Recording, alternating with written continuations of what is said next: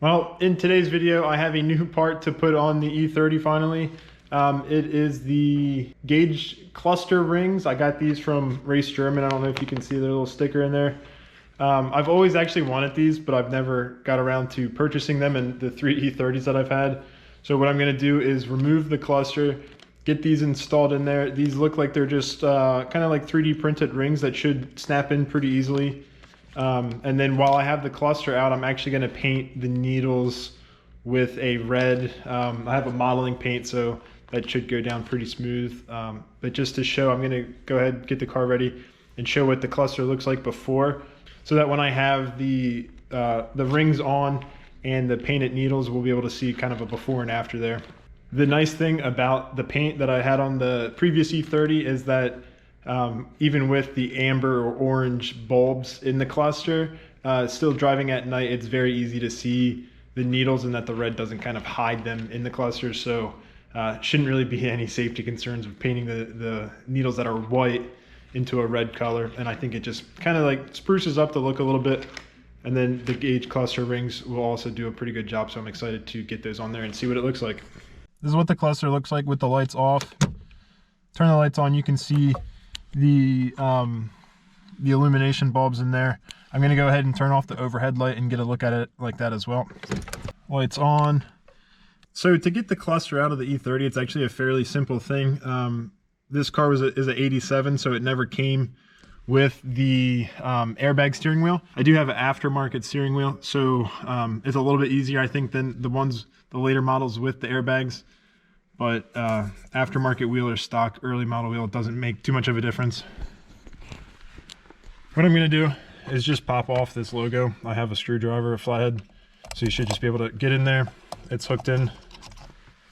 Pop that out. This one has some wires attached for the horn. Get those out of the way. And then basically you can see that nut in there is going to be, I think, a 22 millimeter. So I have a shallow one with an extension. My steering wheel is not straight, so I'm not too worried about lining it up perfectly. I'll just try to put it back on straight this time. Got it going.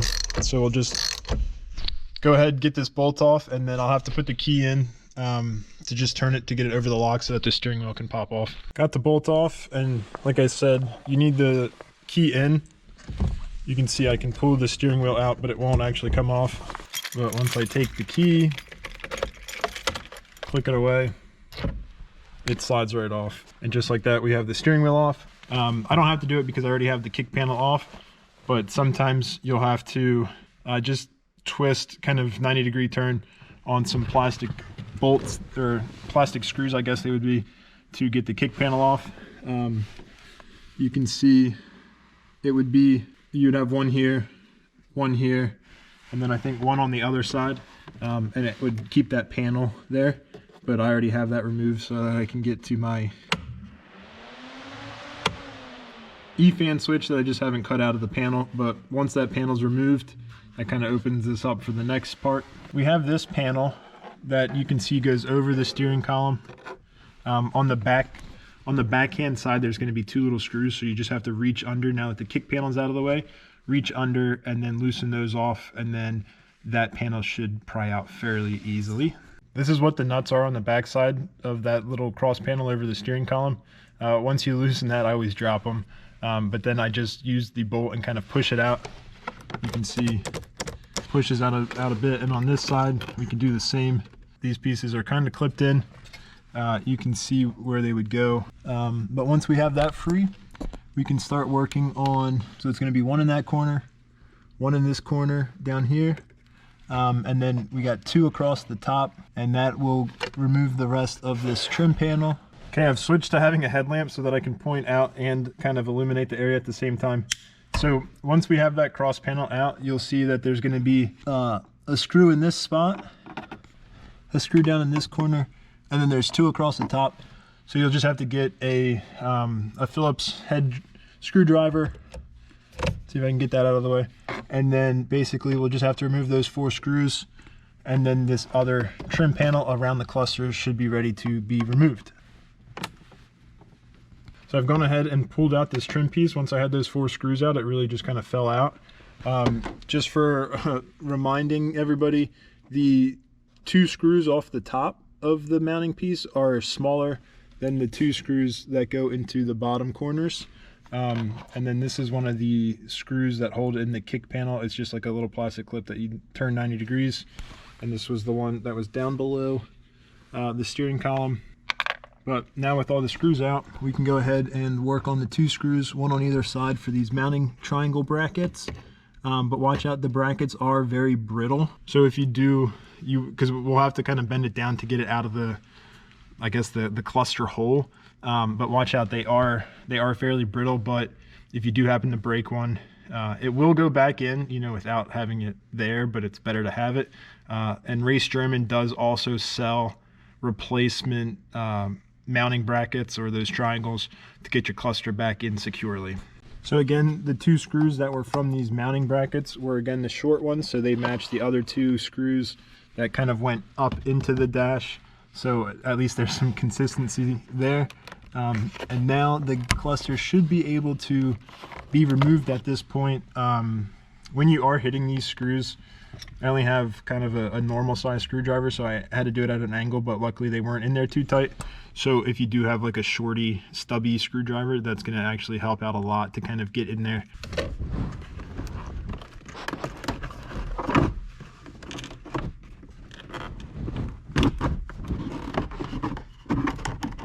So idea is to then pull it forward like that, because we're going to have to undo some of the electrical connectors in there.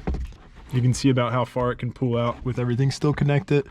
For mine, it's this white one on the driver's side left. We have a yellow one and then this blue one. I know if you have cruise control, there might also be kind of a green module clip in the back that you might have to undo. These are fairly easy to get out. You just kind of have to get in with your flathead screwdriver, pop it up.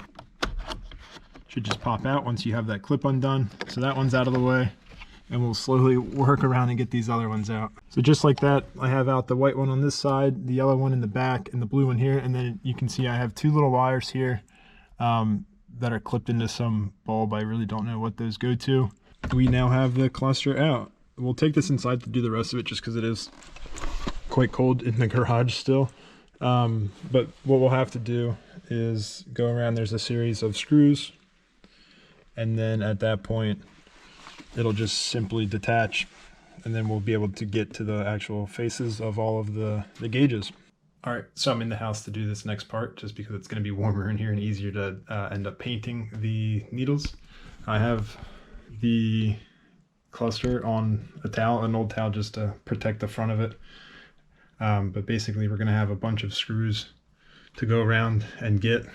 It's going to be fairly obvious which ones you need to get and which ones you probably don't need to get. But once everything's loose, the whole panel should just be able to pull right off.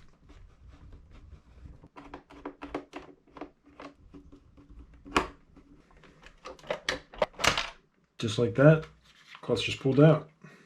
So to actually paint the needles, most of these I'll just tape underneath of it and paint them where they are. But the one on the tack, how it rests against the stopper, I'll turn it a little bit, tape it up, just so I can paint that piece that rests against it.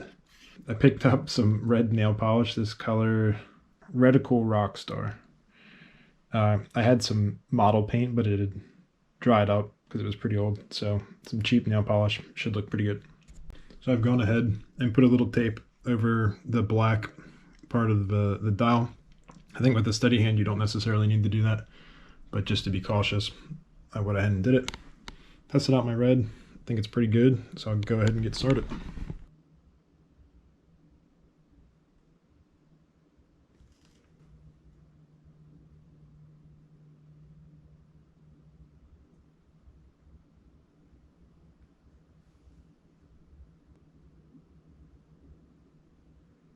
While the nail polish is drying on the needles, I'm going to go ahead and get the front cover off of the gauge cluster. It's pretty dirty, but you can see there's like little bits of glue all the way around it. So what I'm going to do is use kind of like this scalpel on a flathead to just slightly pry it up. I don't know. I would imagine that this is the only way to put these on, but there might be another. Either way, I have some modeling glue to put the cover back on once we're done. Pretty easy to get that cover off, just prying up at all the little glue spots. Being 30 some years old, that glue's pretty brittle and it snapped off. So these literally just press into place. Shouldn't be size dependent. You know, you got 2 big circles for the tack and the speedometer, and then you got your 2 little ones. We'll go ahead, maybe a couple dabs of glue just to get these in there better, and then glue back around the top, cover on. And just like that, we have the needles painted red on the gauges, the rings installed, and the cover glued back on the cluster, ready to then put the gauges back in the cluster and install it back in the car. So I have the needles painted and the rings installed and the cluster back in the housing. You can see, I think personally, between the 2 changes that we've done, it makes the cluster just look a lot more aggressive and kind of speed oriented. My cluster screen definitely has a lot of scratches on it, so if I had the materials, I definitely would have kind of polished this screen, but I don't really have anything to do that. So maybe later on I'll pop the cluster back out and polish it up to make it look that much better. Isn't too bad. I've never noticed how bad it actually was, but I mean, we have some spots and scratches and just, I guess, somehow wear and tear on the clusters that really shouldn't be getting touched that often. But now it's time for the install of the cluster back into the dash.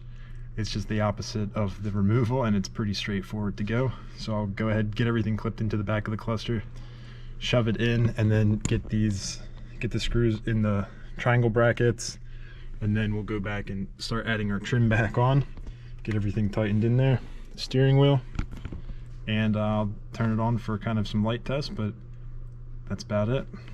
Top tip when you're reinstalling your cluster and you have the kind of the triangle brackets in the correct position on the top, make sure that the cluster sits in front of kind of the rubber built-in piece of the dash, because when you put the next panel on, the screw is going to go through the other panel into this and then use that kind of thick foam piece as a backing plate. So here's the other side.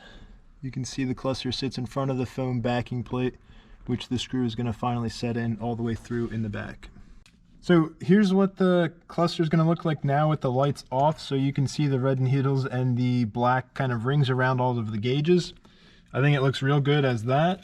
And then if we just turn, oh, don't mind all my lights, but illuminate it. Again, the red needles really still stick out at night with the amber cluster lights on. So all in all, I think that's pretty good. Looks good. Looks how I want it to. The cluster looks how I want it to. The Racegerman cluster rings were really easy to put in. I'd highly recommend them. They seem like good quality. They're not going to be getting touched a lot inside the cluster, so they should last forever. And that little touch of just giving it the red paint on the needles, I think, does a really cool job of just making the cluster look different. And that's going to be a job well done.